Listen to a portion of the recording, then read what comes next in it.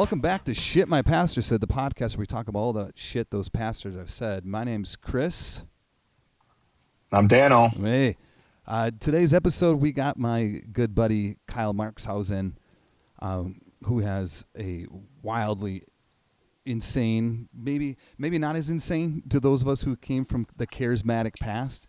And so, trigger warning to any who are still dealing with that spiritual trauma. We're going through stories. Kyle's sharing stories of failed healings, pressure to believe more. They're hilarious, but we recognize that some people might be in a place of hearing those things. So just be mindful. Dano, do you have any stories where you called on the fire of heaven to bring healing or inspiration to someone that you knew? I absolutely do. Let's hear it. Well, I first want to say trigger warning for kids that had to sit through charismatic services through lunch and that hunger. I seriously have that memory of being in the parking lot of New Jerusalem being like, I just want to eat. Yeah, just get me home. Yeah. Seriously, just crying. Yeah, I have a pretty good story. Actually, I have a ton of stories, but one of them is, this isn't. I'm an adult at this time. I'm a young adult in the setting of this next story. I'm cool. I'm in a band. Cool I'm people always have to tell people hipster, they're cool. Yeah. But I'm saying I wasn't like a nerdy 16-year-old. But I had a bent to, I'm going to try stepping out in faith and praying for anyone. This was kind of a thing at the time in our circle. If anyone says that they're sick or in pain, take a step up and ask them if you can pray for that God would heal that. Right now. And I did it. I was working at a co-op, which is a very funny place to try healing prayer with your coworker. But again, I was cool. I fit in at the co-op. And actually, Jill in HBC, big shout out to Jill. She just texted me today saying she likes my stuff on social media. Anyways, That'll make sense to the co-op crew. So this one person, I'm going to call her Beth. I don't remember her name. She was at the front counter of the deli, and I was a cook in the deli. And she mentioned that she had hives on her skin, I think. Maybe an allergic reaction. No. Yes, she had an allergic reaction to something, and she had hives on her skin. And she said it at the beginning of her shift. And I was getting coffee next to her. I'm like, oh, it sounds like it sucks. Sorry. And I scurried away, coward. And then an hour later, I refill my coffee. And she's like, God damn, it's really starting to itch and spread all over my skin. I'm like, that sounds horrible. See ya. And I'm just sweating. I'm like, I know I got to do this. Yeah. And finally, she says something again. She's obviously in pain. And then I'm in the middle of the mountaintop of young adult liberal culture at the Duluth, Minnesota co-op. Yeah. And right in the middle of everything, I'm like, well, I believe that maybe Jesus wants to heal us when we're feeling pain and discomfort. And I think that he loves you. And I think that maybe that could happen now. Who knows? So can I maybe try that and pray for you that God would take away these hives? And she's like, sure. I'm like, fuck. You're hoping fuck you, leave me alone. So I did the whole 5-step prayer model, and I kept my eyes open, which was a mistake because then we're sitting there staring at each other as I'm praying for her real quick. I'm like, God, I think you love Beth, and I think that you could maybe heal her of these itchy hives. So would you do that in the name of Jesus? Amen. And I'm like, okay, see ya. I just scurried back into the kitchen. Did you look at the arms? Or the but hives? Here's the deal. The next day, and I didn't. I truly did it real quick and got out of there. Next day, she runs up to me right when we get there, and she's like, Dano, I got to tell you what happened. I'm like, okay. She's like, you prayed for me? A few hours later, I got off my shift. I went to Walgreens, walked 4 blocks to Walgreens, picked up some Benadryl, took it, walked 4 blocks back to my house, and then an hour later, all the hives were cleared up.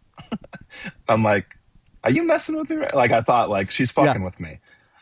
But she didn't. She gave all the glory to God. Are you serious? Did she take the Benadryl? Yes, she Yeah, the took the Benadryl fucking healed her. I know. She didn't give glory to God, but she's like, so I guess like it worked. Like, isn't that awesome? Oh my God. What is cool about this is that she truly felt loved by me because she knew that I took a step out in awkwardness. So it was kind of cool. But I just wanted to be like, that was the Benadryl, my lady. Yeah. What are you talking about? I'll take the credit. But there's something about like, even with toxic theology, there's still like human compassion that I hope that's where most people are coming from. But yeah, it was very funny. And we were like totally cooler from that day forward. You were something. Yeah. My healing story is I was at a winter retreat. We brought way too many teenagers to this snow blast weekend retreat somewhere in Illinois. And this person started what someone else told me was manifesting a demon. And I'm looking around and everyone is scared shitless because this person's like barking like a dog and like, leave me alone. It's funny now, right? And someone's like, we got to jump on them. I'm like, no, we don't. They're like, we got to take control. I'm like, no, we could just So I just went down and I'm like, hey, man, can we stand up? He's like, oh, you can't do anything. And I'm like, dude, let's go in the hall. He got in the hallway, gave him some juice, and he's like, oh, thanks, man. And that was it. But people were like, and they were adults. Like, we got to jump on this demon. So, good God. Needless to say, what we're going to be hearing from my buddy Kyle Marxhausen is a wild It's so good. It's so good. You guys are going to love it. So, we'll leave you with this. Only believe. Enjoy, friends. Shit my pastor said. Oh. All right, well, welcome back to Shit My Pastor Said. We're here with my buddy Kyle Marxhausen. Kyle, how we doing? Fantastic. Glad to be here. Kyle and I are sitting extremely close to each other, so it doesn't feel natural to make eye contact.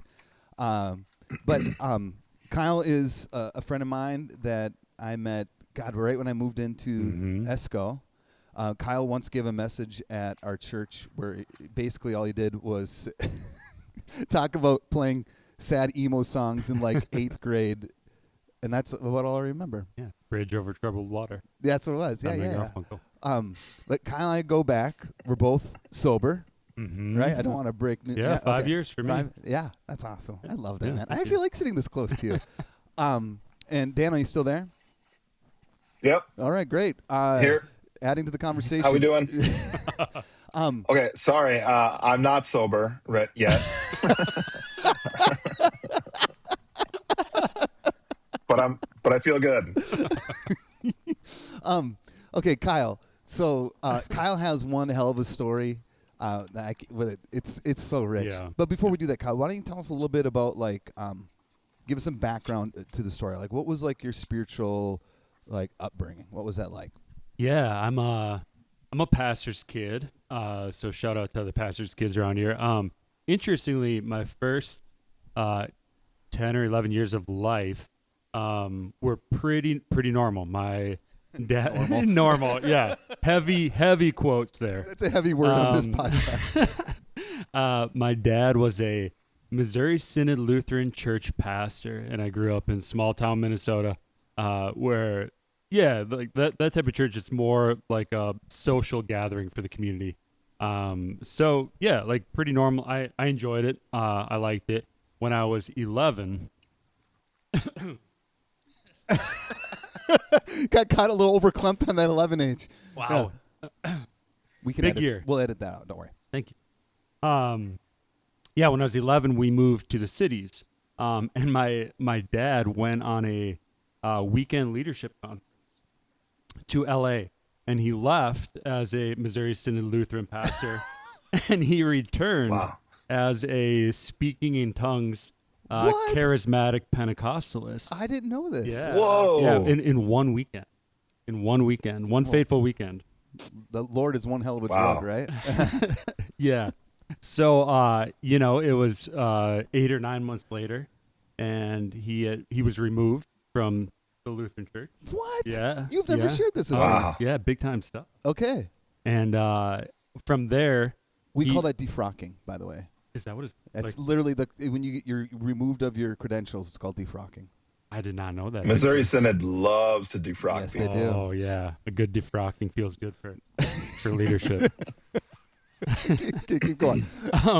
Yeah. So then him and my mom started a small charismatic non-denominational church where I spent my teenage year.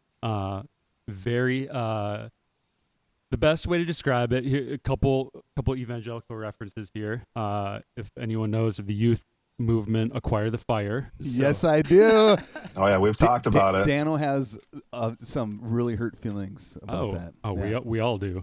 Don't you? Because you couldn't get. No, you snuck down to the floor level. I snuck down onto the floor for that upside down drum solo. That's for sure. What's the Newsboys? Remember that? I actually do remember. Anyways, that. keep going. That's how cool I am. I just want to let you know. Yeah. So yeah, Acquire the Fire. So the like very conquest oriented, Yes, right? yes. Like nearly militaristic. We have to save the world for Christ. We have to save culture for Christ. About time. So yeah. So it was like a mashup of that, and then IHOP, the International House of Prayer, in Kansas City, also heavily disgraced at this point. Yeah. But so your dad was a part of IHOP? Is that where No. you went away for the weekend? No. Different. Yeah, I mean we had our hands in everything, man. Okay, that's good. That's the best way to be a crazy evangelical. You're crazy everywhere. Yeah.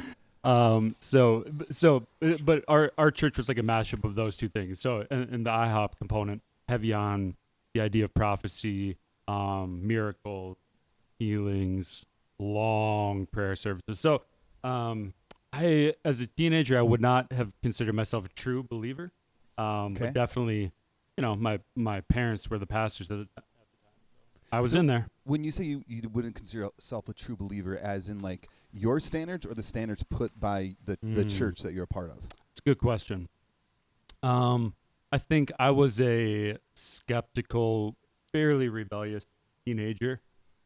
So, when you're a teenager in that movement or in that type of church, you're essentially indoctrinated into it. So my understanding was like, I have to believe, and then I was very scared of hell. So I'm like, I'll buy into what I need to buy in to just, to stay in the good graces. But as far as the prophetic words and healing, no, I wasn't, I didn't buy in. Well, your story captures that quite well in a little bit. But I have some more questions. Mm-hmm. Weren't you, like, Dano and I don't really know anything what I'm about to say, but weren't you, like, cool in high school?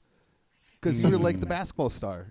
You were the leading scorer of your high school for just until recently. Yeah. Because you tell me all Is the that true? goddamn time. Yeah, he says it all the time. Don't you yeah, know I played I say Division it II all the basketball? Is that actually true? Yeah. Were yeah, you it cool, is true. though? No, I was not cool. Oh, So you're in great company. Interestingly, no, yeah. So I did not fit. How can you be the leading scorer in your high school and not be cool? I was just about to say, I was about to call bullshit. Like, we were different kinds of uncool. The only thing Dan and I are cool at was, like, we were in the mosh pit. Careful. At dances. That was about it. Careful. I mean, that's pretty cool. That's pretty cool. That's pretty cool. But you weren't cool? No, so I didn't fit the typical jock mold. I was good at basketball. Yeah. But when I say that we were at prayer services every night, Good point. I mean we were at prayer services every night. There's so many that's ladies great. at this prayer service, Yes. guys. Yes, My sister, my mom. mm-hmm. And that on top of that fact, I wasn't allowed to date because I kissed dating goodbye. So Oh, wow. yeah, oh wow. So no, Jeez. the cool factor was not high. Yeah. I just happened to be good at a sport. Oh, okay. Well, that makes That was like a even big better. school, you were saying, right? I mean, that's like a big school. deal. Yeah, like 550, 600 graduating class. Yeah, big school. We had 40. You got to go back to those reunions, man. Show You're up and not- you're not reintroduce that- myself. Yeah. Yeah, you're like, hey, I'm not doing prayer services anymore.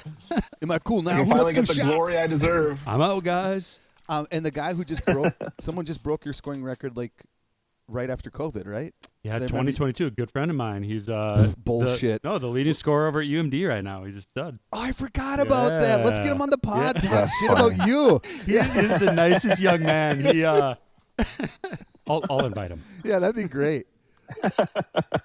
Okay, so you weren't cool. No. You're in prayer services every night, and then you have 3 sisters. 3 younger sisters. Yep. Yeah. Yep. So Kyle, let's jump into the story. You mentioned when we were looking for stories about spiritual trauma, you were one of the first that raised your hand saying, "Have I got a story for you?" So wherever you want to start, Yeah. let's hear it. All right. So I think the helpful context here is a typical Sunday morning. You got to kind of know the world we're living in. And so service started at 9 o'clock, and it was about an hour and a half of sing-along worship, like with the worship team. And you know, An hour and a half of just worship. Jeez, dude. Yeah, I mean, there might be some prophetic words thrown in, but yeah, I mean, because you got to go where the Spirit leads, okay? That's why. Wow. Yeah. So you do that for a while, and then it's an hour-long sermon, followed by. So that gets you, depending on the day, that gets you to around lunchtime. So noon. You're in for 3 hours. That's when the prayer service starts. Okay.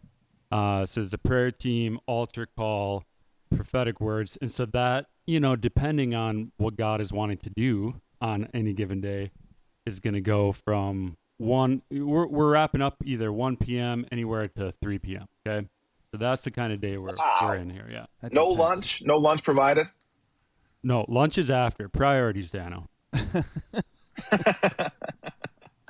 Yeah, Damn. the 4 p.m. lunch hit. Wow. So, okay, so that's the setup, right? So we're in this sermon series for months. I'm probably 15 years old. We'll say 15. And the sermon series was called Only Believe. Amen. Yeah, only believe. So there was like a 19th century revivalist who that was his mantra. 19th century? I think so. Leonard Ravenhill, something like that. Whoa. That's my guess. I've never Cool heard that name. name. Yeah, it's a cool name. It is a great name, though. I don't know. I don't know about him personally, but I know the only believe part. And so we're talking about that, and the idea is that miracles can and should happen, and the only barrier to them is the depth of our belief, right, or of our faith. Okay. That's the idea that we're hearing about every Sunday for months and months. And how that presented itself is in acts of healing. So if you have been in a charismatic church who believes in the gift of healing, the common one is you're going to get your back pain healed. Okay. So it's funny, as a 41-year-old man, I'm like, yeah, I have back. I mean, we all have back pain. But you have a fucked up back. I have a fucked up back. Yes, you do. So I needed these prayer. You need them now more than ever. I would have been. If I was there, I would have been like, I'd like to get some healing prayer for this hunger. Let's go get some lunch. Yes. Right, Kris? Yeah, I'm laughing. What do you want? Okay, so if you have back pain in one of these churches, what happens is you go up for the altar call. Okay, hold on. You guys can't see us on podcast, but Kyle's like doing something with his hands. He's like he's molding bread. Oh, it's just like yeah. when you got back pain, it's like you're grabbing Kneading. someone from the behind, like, yeah, baby. You got to really get in there. Gotta really get in there. Gotta really get in Okay, there. Continue on. Back Now, pain. you sit the person in a chair. This is not just our church. This is charismatic Universal. churches. Yes. Sure. You sit them in a chair and you kind of jiggle their feet, and you're like, hey, your right leg is an inch shorter than your left. Okay. Been there, man. Yeah. Mm-hmm. And then Yeah. then the people of God come around and lay hands on and pray, and then you jiggle their feet again, and miraculously they're even at that point, and the back pain is gone. Theoretically, is the hope. Yeah. Okay, so that's our environment. So we start with back pain, only believe, and then we're for months. Hold on. So I got to put you. This is how it started with specifically back. The strategy for only believe started targeting just back pain. Yes. What? So was this like planned by your dad, or is this from Lee Ravenwood? Leonard. No, I think this is socially how it goes in these type of Wow, churches, okay. right? Because you can, there's no one's following up on, is this person's back No. pain gone? No. Like, but in the moment, Right. it Science. looks pretty damn cool. Okay. Continue. Sorry to interrupt. No, that's fine. So we're working our way up, right? For months, and so what happened for months? And is it the same person, the same back pain, or is it multiple people every week? No, and we were getting into, the cloud of depression was being prayed for too. We were getting into some other stuff too. Yeah. I got my sprained ankle from basketball, prayed over a few times. I don't know about the effectiveness, but it happened. Okay. All right. What do you mean you don't know the effectiveness? Did it feel better? Well, did no. you drop 40 that night? Yeah. You don't know if it worked or not. God dang, you're the leading scorer. Okay, good point. I know it didn't work. Okay. So back pain, blah, blah, blah. So we're working our way up. And what happened then was a new couple, an older couple, started coming to our church. And I should say our church too was like 30 core people, and then that was my next question. Yeah. Small church, small following, like 30 core people, and then 15 to 20 people moving in and moving out at any given time. Never coming back. Mostly never coming back. Yeah. Thankfully for them. And so it was a couple who began coming to our church, older couple, maybe 60s. And the man, this is important, he walked with a slight limp. You wouldn't think much of it, but he walked with a slight limp. Oh, your dad's just drooling. Oh, yeah. The white whale. And, okay, I do have to be careful how I speak about this man, because he was a combat veteran. So, okay. So thank you for your service. Yeah, for sure. And a nice man. But it turns out the reason he walked with a limp is because he lost his leg in war, and he had a prosthetic because his leg had been amputated, or he lost it. So he has a prosthetic. We talking Korea? Vietnam, if I remember correctly. Nam. Yep. Dano, you say it like you've been there. Yeah. I know. Takes you right back. Oh, shit, Nam. Oh, yeah, shit. So the whisper network around the church for, a couple weeks is, like I said before, this is the white whale here. Like, this is the big one, and I remember hearing my parents talk about it. And I'm, as a teenager, thinking, I do not know if limbs regrow. Oh my God. That's so, right? That's where I'm at on the matter. But there's, I don't think this gentleman knew what was coming. Okay? I got a great feeling he had no idea. So this guy was new. He was new to the church at this point. Yeah, maybe had been there for two or 3 weeks, and then oh my God, yeah. Then the faithful Sunday comes, where my dad announces at the beginning of the service, "Today we're praying for this man's leg to grow back." Did the guy know? Let's call Jerry. Did Jerry know?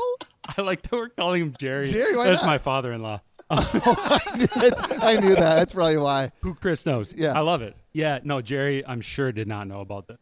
So he's like, is he sitting in the front? Is he sitting in the, do you remember where he was? Okay. Yes, I remember it is burned in my brain. Really? Okay. So we also worship in a leased building in an industrial office park. Okay. And so we had like office chairs set up in rows, and he was front left, like literally front row all the way to the left, him and his wife just sitting there watching my dad announce this. Yeah. It's burned in my God. brain. Jesus Christ, dude. And if he's in the front, he can't just get up and go. No, there's nowhere to leave. No, he was in there. And okay, No exit strategy. yes, and then to that point, my dad announced it at the beginning of the day, but then that's when we get into worship, and then the sermon, and then we have hours ahead of us. He here. said it at the beginning of service, Yeah. and then like 3 hours later is when, oh God, because only believe. So we all needed to work up the required faith to make this you have thing to get rid happen, of right? the unbelief. Yeah. Yeah, and I'll be honest with you guys now. I knew that in my heart, I did not have the required faith to do this thing. Like, in my 15-year-old heart were like lustful thoughts about my secret girlfriend and Hell yeah. The Undertaker and Stone Cold Steve Austin. Like, that was what was in my heart at the time. You know, That's great. I did not have the juice for this. I mean, Undertaker has some religious undertones, so there's something there. There's a seed. What? There was a seed. What are you talking about? Okay, I don't want to get into this. Please just continue on. We can get back to that, Dano. Who's the most religious wrestler is what we need to spend time on. Mankind. Okay. Anyways. Only believe. Gosh, Trapping yes. war veterans in your church. Okay, yes. continue on. So we go through, we're building up only belief through the whole morning, right? Whatever that means. And then, I'll fast forward to prayer time. So we get into prayer time and we're going for the glory. My dad calls this gentleman up, and at first he shakes his head no. Who says no? The guy? Yeah, Jerry? the guy. Like Jerry. Yeah, Jerry's like, doesn't say no, but he like shakes his head. Which is still no. It's still like a no consent. And there is no peer pressure like religious peer pressure. Oh my God. Yeah, I've been there, man. Yeah.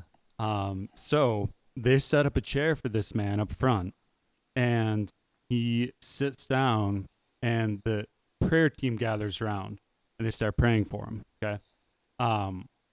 Very soon. Can I ask a quick question? Yeah. Your dad says, "Come on up." The guy shakes his head. Tell like the next 20 seconds of that. Like, good how did he point. get Yeah. up on- was it like, "Come on, let's get up here, let's do it," or was it like, "Come on, folks, we want to see him"? Yeah, like pump it up. Get up. How many times? Everybody on I your want to know feet. the awkward space. Yeah, that's good. Oh, yeah. Okay. That is a great question. So the pressure of, how would I say this? Authority in those settings is immense, right? Yes. So if you are the pastor, you are the conduit to God. So it was very quickly like, we are, I don't remember the exact phrase, but it was like, we are to only believe. This is our mission this morning. Come on up here. It was not like Wow. It was no longer a question. Yeah. Right. And he had hours to process it. If your dad announced in the beginning, Jerry had them all the time. God, okay. Yeah. So there would have been a lot of time for Jerry to leave if you didn't want to be there. Yes. Yeah, okay. Um, I don't know why I'm defending Jerry. No, I think it's Jerry's fault. Yeah. And Jerry, like bought into this, man. Yeah, all three of us have been Jerry at one point in our we lives. have. Yes. A really great tiny detail of this story is when they call them up front. Do you know those like white one-piece outdoor picnic chairs? They're like plastic. You can get them for like $6 at Walmart. Oh, yeah. Yeah. That's what he was sitting in. They had one of those there and put him in a white plastic picnic So they had chair. office chairs everywhere, but Yep. they just found one cheap-ass plastic chair that could break. Yep. Okay. Jerry's life is at risk right now. Not good. Jerry's at all-time low. Not good. Spoiler alert. I'll get to this. This was the last time I ever saw Jerry. Oh, So- I didn't know that. yeah. Oh, God. I don't want to bury the lead there. What was Jerry's wife doing, or partner? Standing beside him, holding his hand. Oh, okay. Was she praying They too?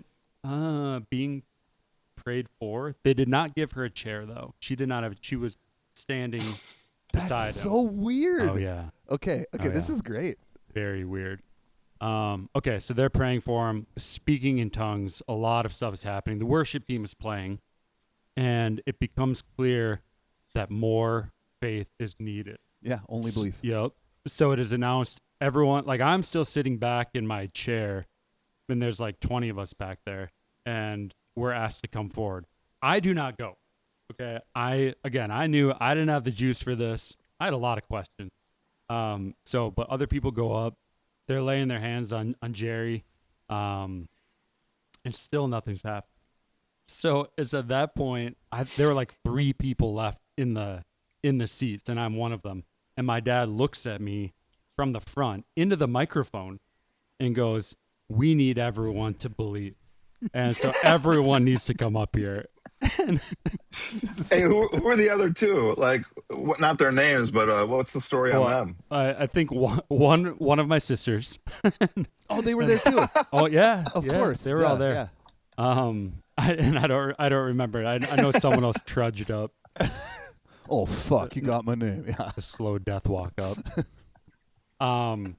So I'm walking up front, and just how it works, I kind of get up there, and I'm nearby, and I lock eyes with Jerry, and he's looking at me, And then I look at his leg, and because they have his pant leg pulled up at this point to show the prosthetic up. And when did they roll it up? Like, right as soon did he roll it up, or did your dad roll it up? I don't know. I had been trying not to be up front, so I don't know. And so I'm looking from Jerry to his leg, to Jerry to his leg, and no lie, I'm trying to do my part. I'm trying to believe, okay? And my brain is flooded with questions, logistical questions. Okay, I'm thinking, all right, if this happens, is it just like poof, new leg has appeared, or is it like I have to watch this thing regrow? Is it going to take a week? Is it going to smell? Is it going to smell? What do we do with the prosthetic? Good point. I had a lot of questions, which I don't think helped. I might have been the reason. I got a great feeling you're the problem, yes. So, okay. So I'm not really praying. I'm processing my questions internally. And my dad gives me the come here finger because he was on the other side of the group. And so I walk around the group and he leans in out of the microphone, but leans into me and goes, "Only believe, son." And, which is a pretty good summary of mine and my dad's relationship. Oh, that's funny. Not funny, yeah.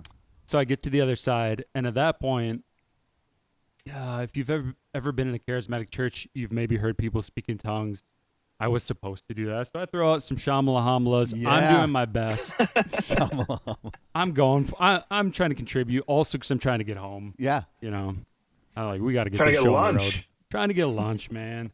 Get back to GoldenEye on the 64. back to GoldenEye. Yeah. Teenage Mutant Ninja Turtles, VHS tapes, the norm. Yeah. 2001 here. So I get all the way to the other side. I'm on the other side. I'm praying, and eventually, Jerry all of a sudden he just opens his eyes. His eyes were closed, and he just goes, "Enough." And he gets up, and him and his wife grab their things and walk right out the door. That's I it? never saw him again. How long was it from the prayer to the enough, do you think? 20 minutes. Oh, my God. Long enough to kill all of our souls. and hope. Yes. And hope. Yep. Then what? What did your dad do? Wow. He said, enough. Yeah. So in that type of church, then it's that honestly, all joking aside, I think those type of events, they end up embedding people in the church more because you're going. It was their lack of faith that prevented a result from God, and so you end up kind of entrenching the ideology, right? That you have to believe more, have more faith, do more service, be more involved. So in a weird way, I think the failure of that type of thing ends up you're in even deeper than you originally were if you're one of the true believers. Because it gives you an immediate out, an immediate focal point to be like, well, it's not our fault, it's them. They're out of here. It's Jerry's fault. And I'd say evangelicalism or any kind of fundamentalist religion or community thrives on a common enemy. They thrive on common language and a common enemy. So if everyone, all third of you can point and say, there's the problem, that reinforces what you already believe to be true. Fuck, man. Yeah. So then it just ends. Did the worship team stop playing when Jerry said enough? No. That was the end of the Jerry saga. Oh. No, the prayer meeting doesn't end until the man of God says so. But imagine being the worship leader and someone says enough, and you're like, do we keep playing? Do we? More Shamalahamlas? No, I think we got right back into it. There's more singing, singing and praying. Did someone else sit in the shitty chair? I don't remember. I remember thinking, where the hell did this chair come from? It doesn't look like any of the other chairs. That's the most pressing question. It's like, is this leg going to grow? Where the fuck did the chair come from? So many questions. No, we were there for another hour or two. Did you and your dad ever talk about that, later that day? Did it come up? No. My dad and I did not talk about, because even back to the authority structure and the only believe, whatever he said to the congregation was what went. There was no further conversation or room for questions. Questions were doubt, which meant you were not only believing. Yeah. So no, there's no other conversation ever. Not just about that, but ever. Wow. Mm-hmm. Okay. That is a wild structure. It just feels like, I don't know. Like, did you ever see anything in that church that like could have been like even perceived as supernatural? Oh, Like, you know what I mean? Like, was it only swings and misses? Or I suppose people just said like, my back feels better. good question. That's a really good question. So okay, so like no, I mean no, no is my Right. It took answer. you long to get there. I'm like, whoa, he's got a story. No, but It's like, you well, know, I saw an arm grow back, but not a leg. No prosthetics. well, we believed hard enough that time.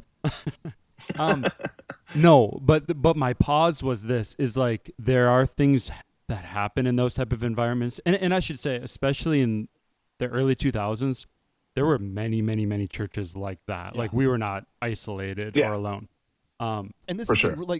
this is like in rural Minnesota, right? This is not in. No, this is like suburban metro. This is like Oh, I thought you were out in. Okay. this is Apple Valley, Minnesota, the most boring, For some reason, I thought you were out like in affluent Crookston. place Okay. in Minnesota. Yeah. Okay.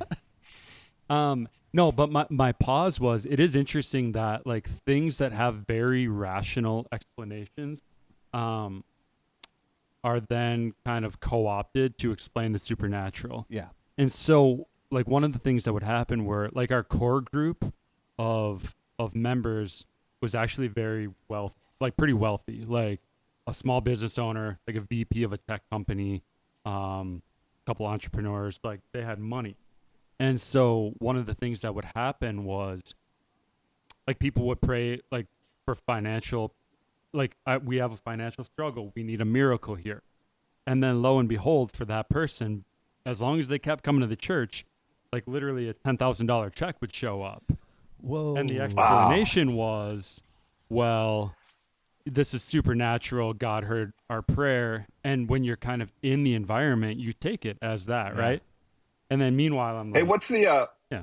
what's Please, the address of that church, real quick? And what times are services on Sunday? $10,000. Yeah, man. I just cut get that cutting back, checks, baby. Sorry. So, no, nothing supernatural, but it is interesting how you can keep the forward momentum going with like, when you take a step back, you're like, oh, you just have a wealthy person here who happens to be a little generous, maybe a little bit deceived, but A little deceived. But it's also like to go on the other end of it of like there's still people caring about people in that community, right? Yes. There's the toxic, horrible shit, the funny shit, but then there's like the people taking care of that's Well, and like, I think there's something to my back hurts, and 20 members of this community care enough to lay hands on me for 40 minutes. You know, like that. There's something like to your point, like, hey, people love me and they want me to feel better, and this is like the only way we know how. There's something to that, I guess. yeah, I totally agree with that. I think, you know, there's a part of that as a 41-year-old looking back at my 15 to 25-year-old self, that laughs about a lot of this, and like true, yeah. And there's part of me that grieves it, and but to that point, the people, although I think they were misled, were fantastic. Right. Like a lot of beautifully hearted people. Like they're generous, kind, thoughtful, trying to do the right thing. I think that goes for a lot of modern American evangelicalism. But sure. And doesn't that makes it even more complicated or even more traumatic, because it's like, how did we all get caught up in this bullshit when it's like, oh, we're really like it's a good community who really cares, but it just gets misdirected. Fuck. Well, plus if you have the pipeline of IHOP, you're hearing stories, whether they're true or not, probably not true, of crazy shit happening. Yeah. Because we had that with Benny Hinn. Like, we'd hear stuff and watch clips, highlight reels of whatever, and it's just like, oh, shit. Like, I truly thought people got up from wheelchairs all the time because I watched it on Benny Hinn. Well, and we went to you went to the Benny Hinn conference, didn't you, Dano, as a kid? Yeah, I did. Yeah, we saw some weird shit there. Yeah. That's I don't remember seeing anything besides. Benny Hinn once touched the inside of the TV screen and healed my mom. True story. I don't know what he healed her of, but You touched the inside of a TV. and, he's on camera. and she touched the outside. Oh God, are you serious? Oh yeah. Did you watch it? Yeah. I was like, what? I was like 12, and I didn't say the F word yet at the time, but I was like, what is happening? Your mom got up and put her hand on the screen. Yes. Whoa. And then declared that she was healed. Do you remember what from? Having a dumbass son. Hey, disappointment and shame. My son's rebellion is witchcraft. Yeah. Okay. Yeah. No, I think to your point, Dano, like, yeah, you were so IHOP. There's that guy John Paul Jackson. He was big with our movement. Never heard of him. Benny Hinn, but there are a bunch of them where you're not only constantly being fed those stories, like you're hearing them, but then you're measuring yourself up to them, and you're like, we literally don't have enough faith to make it happen, so we need to continue to strive. Is kind of the cycle you find yourself in. And it's almost like a form of competition. At least that's how I feel. A form of competition. Like, well, if they can do it, we should be able. And why can't we do it? God damn, you're just putting pressure. You're putting social pressure on everyone of like, we have to be better. Not just me. We have to be better. And that's why the prayer times are so long, and because it's like the solution is to do more. It's just to do more, to show up at more things, to be there longer, which sucked as a 15-year-old. Yeah. God. Okay. So Kyle, talk about where you're at now. Now that you're 41, you look back, and how have you evolved, or whatever word you want to use, with your spirituality now? If that's part of what's informing you, where are you at now? Yeah, that's a great question. I think I didn't get out of that group until I already had a family. It was in my late 20s, like 27, 28. I describe that group as like a high control religious group. So definitely American evangelical. But it took me a lot of years to get out of that. That's when I started coming to neighborhood church. That was really good for me. I had a brief stop off. That is a crazy story for another time. Okay. No, okay. I'll give us the quick one. Give us a taste. The quick one. My partner and I found ourselves for like a year and a half in another church. Is this in the cities? Like northern suburbs. Yeah. This is great. This is worth it. And so that church was very similar flavor across the board, but all of a sudden we found ourselves in a spot where that pastor got put in prison for taking advantage of people he was counseling, of which he was trying to make me one of them. What? Have you heard this? I have not. Wow. I thought you were going to the Christmas megachurch story. We did go to a Christmas megachurch show that had a choreographed routine involving a lot of flashlights. Yeah. That was really wild to me. Okay, back to you being kidnapped. Yeah, so there was that. Okay. And then, so actually we stopped going to church for a couple years, moved up north. It was very healing for me being part of neighborhood church because for many reasons, just having people who cared a lot, feeling like I could be freer with my beliefs as I was processing that. So that's into my 30s. I'm 41 now. What happened for me was I'm a little envious when I talk to my friends who have a cleaner deconstruction story. Yeah. And even the friends of mine who have gone through that, there's a lot of grief, a lot of trauma, a lot of sorrow, especially for the lost time component that a lot of people feel. And so I know it's not clean for everyone, but it the idea always appealed to me. I'm like, you take components of your faith, you kind of examine it, and then figure out where it fits for you. And mine did not go like that. I described mine more like a mechanical failure, where I was like, one day I was just like, I can't do this shit anymore. I just can't. For a variety of reasons, including not only my upbringing, but where faith was headed in our country and nation and society. And so there are a number of years like that where I was like, I'm not, I don't, if I had a label, I would just say, if I had to explain it, I would say, I'm not a Christian, not involved. Don't do it. Don't do it. Oh, I think you're encouraging other people. Don't do it. dare to keep kids golf. Yeah, that's right. No, okay. So, but where I'm at now is interesting because, like I call where we're at in society now, I call it like the American evangelical complex. Yeah. Where a whole faith tradition has been co-opted to, in my opinion, support both white supremacy and Christian nationalism. Yeah. I don't probably to your listeners need to explain more than that here, but that's what I believe. And it's interesting because the last couple of years, I think when you're part of a tradition or people group, even when you leave that thing, it remains part of you. And I think part of my process has been recognizing that the hurt that this giant machine has been causing and is causing, I do have a responsibility for to some extent and an obligation towards to some extent. And so I think where even a few years ago I would call myself like a lapsed Christian or a former Christian, I think now I think of myself, I'm opening myself to the idea of maybe like I'm a Christian who is wandering and doesn't have a home, but is responsible to some extent to speak up for the hurt this thing has caused. Yeah. And that doesn't always feel comfortable to me because I disagree with so much of what we've collectively become. But I also realize that particularly as a white, straight male, I have, and someone who was in deep to this thing, I have a unique vantage point to speak to what it should be. Yeah.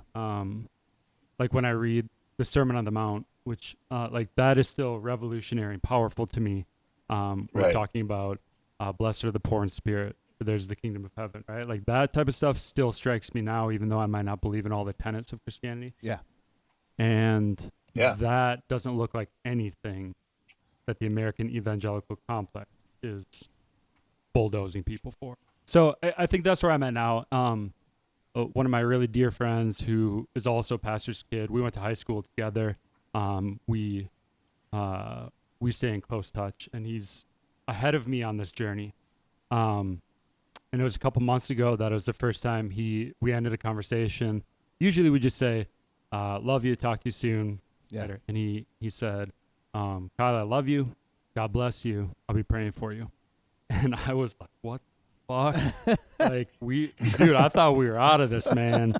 And the next time we talked, I asked him about it. I said, what, are you praying again? What's going on?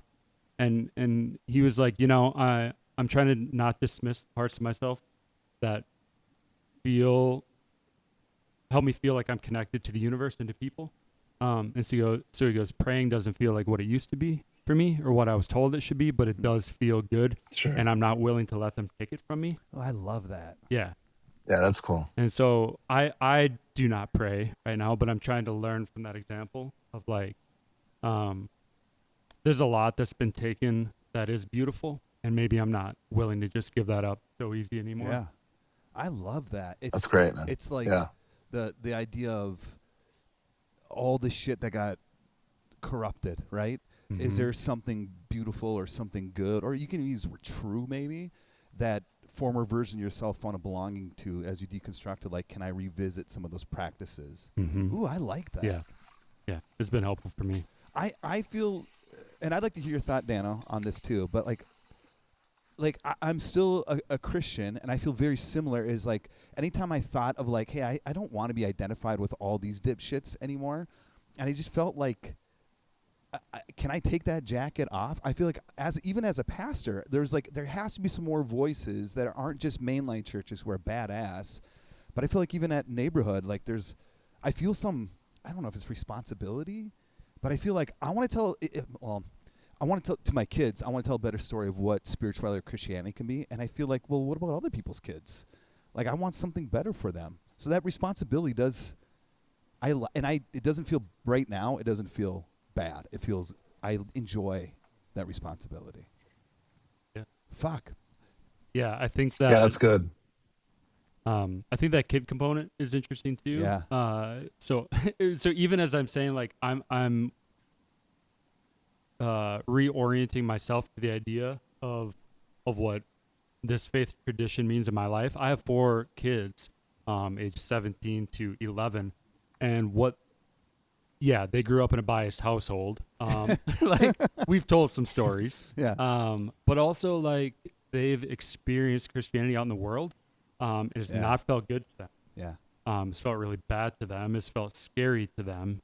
And so even it's complicated because even me saying that, like, maybe I'm willing to step into the responsibility and obligation out in the world. Like, I wouldn't go tell my kids I'm a Christian because that means something very specific to them in 2026. Yeah, that's good. So I have to be careful with my language about it around them as I'm trying to be really honest and open with them. Wow. I feel the same way with my kids of like my 17-year-old asks me, Dano knows this, he asks me all the time religious questions, always. But he is like not super interested in ever becoming it. So he just like wants to, and so I don't want to pass the same thing down to my kids. So I don't have any expectation of them being Christian or it's like I feel like we'd be similar. I want some values and some ethics that I learned from Jesus, but without the baggage that comes with it, which is super fucking messy. Very messy. Yeah. It is messy, man. Like every Christmas and Easter comes up a lot with our kids. Obviously, my kids are younger, but just like how do I navigate telling them this story that everyone, or not everyone, but is in the culture, is in the air around Christmas about, well, did Jesus actually like was born in a barn or whatever? It's pretty easy, low hanging fruit. But yeah, just talking about Jesus without like giving any credence to that being a part of Christianity as we know it today, which is tricky. Yeah. Yeah, it's tricky. I think like alongside the front end stories, right? Like the big narrative, Christmas and Easter, is I think again the American evangelical complex, in my opinion, is consistently telling the story of the Old Testament God and like a vengeful, warlike God, and then the Apostle Paul's rules. Exactly. Like that's the main initiative, and has very little to do with the subversive message of Jesus, subversive to like worldly power and systems. Empire. Yeah. And so like, I'm like, dude, we're not even telling like the right story here, in my opinion. And so like, I think that gets really messy, God. Yeah, because like I still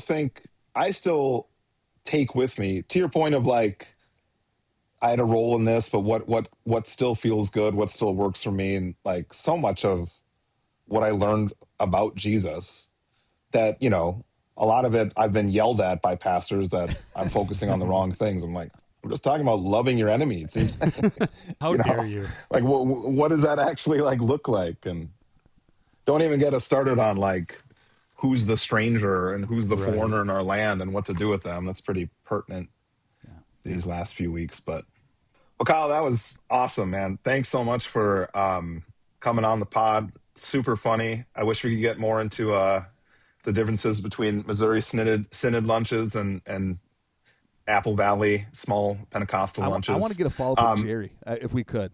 That's what I want. Dude, let's get him on the pod, baby. And the UMD guy that broke your record. Yeah, Jerry, together. where you at? What if he shows up on the pod one day with a full fucking leg? Yeah. That would be breaking news. And what if the only thing he said was like, only believe, fuck you, Kyle, and then left? Yeah. I have a lot to rethink. If you have any stories like Kyle about experiences growing up in the church or any time in your life, please send them in, shitmypastorsaid.com, or any one of our social media outlets. Just let us know. Thanks again, Kyle. It was great to have you on. I'll have to bring you back in a year for a follow-up on that basketball record. All right. Anytime. Shit My Pastor Said. Thanks, guys. Thanks, everybody, for listening.